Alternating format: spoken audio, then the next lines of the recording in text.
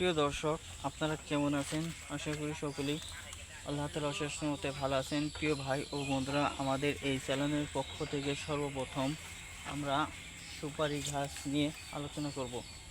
তো প্রিয় ভাই বন্ধুরা, দেখতে পাচ্ছেন এই সুপারি গাছ দেখতে অনেকটা নারকেল গাছের মতো হলেও এটি কিন্তু নারকেল গাছ না, এটি হচ্ছে সুপারি গাছ। তো একজন বাড়ির মালিক তার বাড়ির পেছনে এই সুপারি গাছটি রোপণ করেছে। তো প্রিয় ভাই বন্ধুরা, সুপারি দেখতে কেমন তা অবশ্যই যারা নিয়মিত পান খান তারা বলতে পারবেন।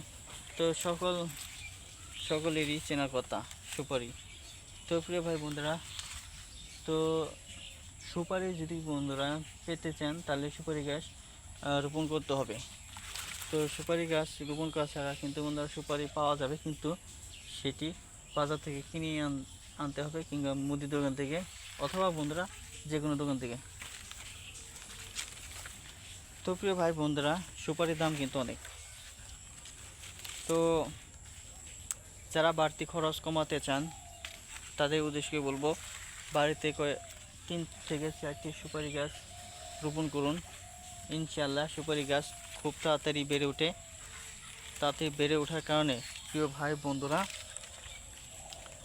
এই সুপারি গাছের মধ্যে সুপারি তাড়াতাড়ি আসে। তো প্রিয় ভাই বন্ধুরা, আপনাদের এই ভিডিওটি কেমন লাগলো তা অবশ্যই কমেন্টের মাধ্যমে জানিয়ে দেবেন। ধন্যবাদ আপনাদেরকে।